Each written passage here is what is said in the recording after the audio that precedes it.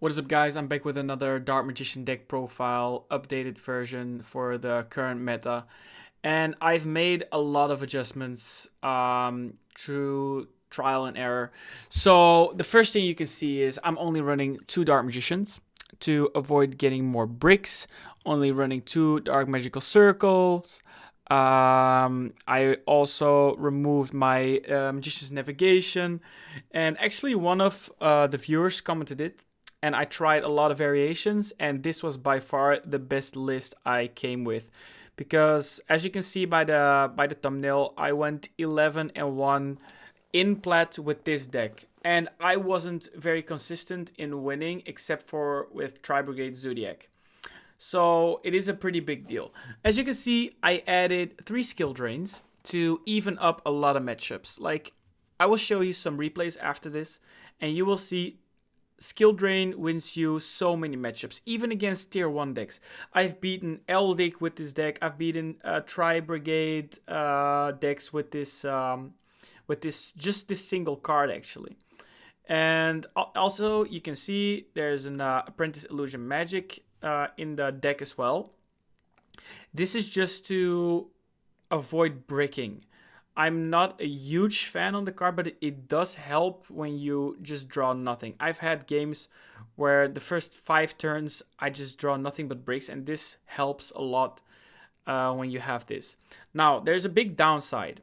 As you can see, there's a lot of extra deck cards that I don't own that I wish I could use, so I had to improvise. But if you have a lot of ultra rare gems, or you really want to, like, you're not a free-to-play player and you just want to craft the entire deck, these are the optimal cards to also get. But we'll get to that. I also have 2 Eye of Timaeus in my deck, and this is also not very optimal, but I'm running these because I'm not running Magicalized Fusion. Because if you run Magicalized Fusion, like, you can add this one, and basically what you do with this card is you have it in the deck with the Anaconda, and you can play a Quintet Magician as well. So you can basically try to summon this as some card, a boss monster, as combo with Anaconda Verte and with Magicalized Fusion. But because I don't have these cards, and I'm not necessarily a huge fan of the Quintet Magician, because it feels like I just want to create the most consistent deck and not the most powerful one, if that makes sense. Like, if I can win with this version and make it more consistent, then I don't need another fancy play if I can just consistently win, if that makes sense. So I don't run these. Also a card that I'm running is a Torrential Tribute. This helps against a lot of decks. For example, it helps against Drytrons. It helps against whatever. It just helps against a bunch of decks in general. It's very strong, and it doesn't really matter if your field also gets blown up, because you can just keep on reviving.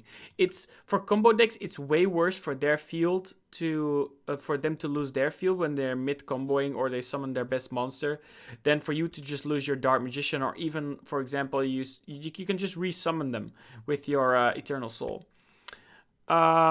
But I do have to say, there is some way of improving this deck, but I just do not own the cards. For example, you can run multiple Solemn Judgments, you can run multiple Solemn Strikes, you can run all these Link monsters that I don't own.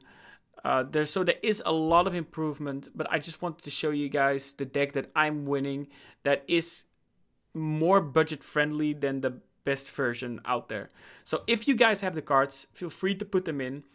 Because, for example, if you're running Artemis, this is very good to combo with your Magician's Rod. You play Magician's Rod, search something, link the Artemis, and then you can actually have the Magician's Rod in your graveyard to special summon it, to use its effect of getting it back into your hand, recycling. And you also have cards like the Relinquished Anima. This is just really solid. If you are special summoning a Magician's Soul to the field, you actually have a play with it instead of me running a Link Koribo instead. You have Celine. which is a really good build up to Exoscode Talker. So basically, you link summon 3 monsters, summon Celine, and then her special effect is basically resummon a spellcaster monster. Then you can probably banish something on the field, and then you can summon Exoscode Talker, getting it to a 5,300 beater, destroy everything on the field, and just swing for game. So this is basically it. I don't think there's a lot of other options out there. I think for now this is the best version. As I said, if you have an Anaconda Verte, I sincerely hope you run a magicalized fusion instead of the Eye of Timaeus. Like, I'm just running this card because I don't have the complete combo. That's it. And this is just an easy way of summoning my Dark Magician, the Dragon Knight, sorry. And also, the only way you can summon this card when you don't run the Eye of Timaeus is by link summoning a Dark Magician away and summoning Imduk, because this is actually your only dragon. So if you're running the Magicalized Fusion version and not the version I'm running right now, you actually need to link summon Dark Magician away with Imduk. You can maybe then even resummon it to banish something on the field with your Eternal Soul, and then you can go into a fusion combo with Seekers of Dark Magic, or even you can use Magicalized Fusion if it's in the deck, or you can use Anaconda Verte, the Anaconda Verte to get your fusion basically on the field, and that's some combos you can just run.